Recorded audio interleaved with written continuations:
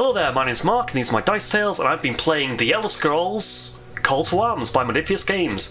They've released the rules PDF on their website to download and digest. However, you will need to seek your own cards and make your own dice if you want to try and play it in this lockdown period before the product arrives on your doorstep. So I've done that, and here's a playthrough. It was a 45-minute playthrough.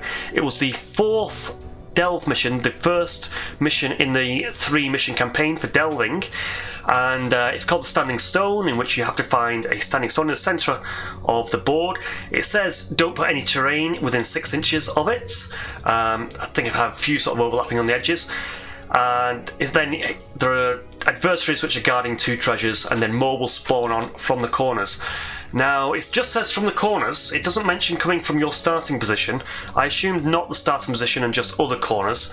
But when I moved down one side of the board, they were all just flooding onto the nearest corner to your heroes after that. So, it was a 45-minute game. I condensed it into a 4-minute battle report. It's a silent battle report with just epic music over the top and pop-up text on any key moments. I do apologise if it's a little bit too fast. I was trying to count the minutes it would take to read, but I do think it's gone a bit too fast. I don't think I can change it now without significant sort of editing. I'm going to leave it as it is. So let's play it, and I'll see you on the other side.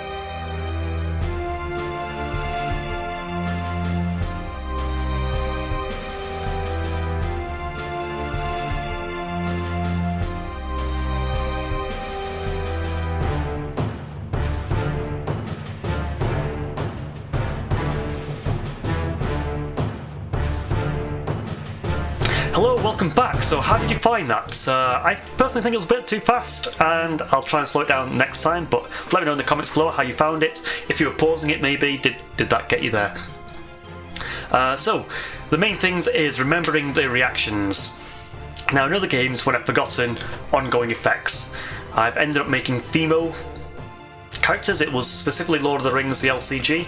They had lots of cards and tables. Some of them would have ongoing effects which would boost everything else.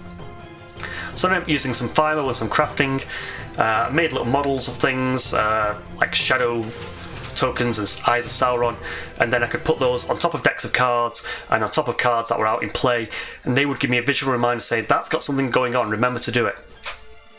A little bit like I'm putting down Lego stamina tokens, but that's more for the video, so I'm watching the playback. I know that he's spent stamina, he's doing something stamina wise.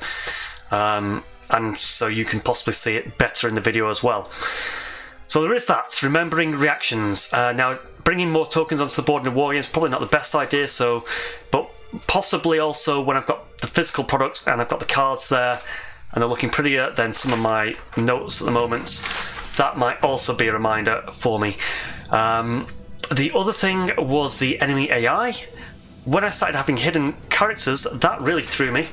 Especially with the range characters, I mean, the melee ones could generally just move closer a lot of the time, but I think I figured out that they had to make a detect test even before they're even in line of sight of you, even before they decide to move. So they detect. If they don't detect you, then they don't do that action, and they detect anything else, and then see if they could possibly move. So that threw me a few times. It seems straightforward when I say it now to the camera. I don't know why I was overthinking it, and I don't know if there should be a flowchart before you even get to any of the special flowcharts to say, is there an enemy on the board that is not hidden? If so, go to the flowchart. If not, make a detect test. That's all I needed, I think. And then there was like, the archer failed to detect me. It's going to fail to detect you a lot of the time. It needs to roll under a 1, and the minimum on the dice is a 2, so it can only hit you on rolling a critical, which is only 3. So it's a 20-sided dice, which is like a 10-sided dice, but there are only 3 chances of hitting you on that dice, of it detecting me. And then when it didn't detect me, and it didn't detect my colleague, it was already in cover, so it just stands there.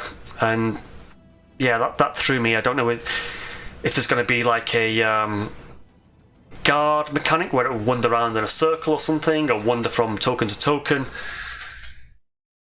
It felt static. I don't think it will be when I start getting all the reactions in there and doing it proper, but occasionally it felt static, and especially when the archers came on in the corner. I just had 3 archers sitting in the corner. They weren't detecting me, very rarely. And I think I got a fallback and they were in the corner. That was even worse. So he's like, can't fall back because it's at the furthest it can be. Yeah, so there's that. So it takes a while to get your head around that, but I'm sure you'll have fun getting it wrong either way. That's what I've taken away from it. It's still sort of fun chucking those dice. A few times I got tripped up because I didn't have enough dice. I'd only got 2 yellows, 2 greens, 1 red, 1 black, and you sort of want to be having what you rolled on the yellow dice and then rolling for the enemy, but I have to pick up my own yellow dice to roll what my enemy's got. So yeah, these are all proxy problems that shouldn't be there when we get to the full game. I don't know if you can buy extra dice. I think you can. There's an extra dice set where it's nice to have a pool for the enemy, a pool for you. You've got to get 3 of each dice type apart from the white dice, which you're only going to get 1 of. And again, even with my 20-sided dice, I had to introduce more 20-sided dice because I kept rolling it, forgetting what it was, finding another one to roll. So yeah, just me and my proxy phases. But it was enjoyable. So how did it go? There were other niggly rules that I forgot, such as outnumbered and height, possibly. Cover's okay. If you're in cover, you get an extra armor dice. Staggered and incapacitated when to roll crits. These are sort of things that tripped me up in my first few games, but they have it has told a story overall. So I've had games when I just went straight downstairs and then got swamped by the 4 creatures that were in the starting zone. So that's when I started sneaking around, and that's when I started looking at my powers and looking at shield bash as to retaliate and stagger. And each game's been different. I mean, in this game, the Overlords spawned after an event, which was very unlucky, and he spawned 6 inches away because of that event. The what's that noise event. Very annoying for this playthrough. I wish I could. I don't want to curate my games, but maybe I could in the future sort of have him. Yeah, I don't know. Stack the deck. I don't want to go down that route. I want to play it as random as possible as the game is meant to be played, and that's where you get the weird stories coming out that you just didn't expect, like the Overlord turning up stair 1 and them all charging up the stairs to me trying to scrabble down the cliff to get out of sight. So I had better games where I sort of scrabbled down the cliff and got into hiding and then started sniping, and that went well for a while, but it was very slow on the turns. And even then, when the elite gets in there and starts pulling you, I don't know, he seems to be able to take a lot of hits. Anything else I can think of to say? Don't know.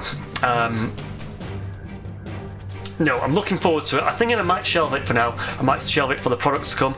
I don't know. It feels like I was so close to having the full game experience there. And I'm posting this to try and remind you, check your AIs and remember your reactions. Yeah, I'm going to leave it there. That's good enough for me. So, thanks for watching. Goodbye.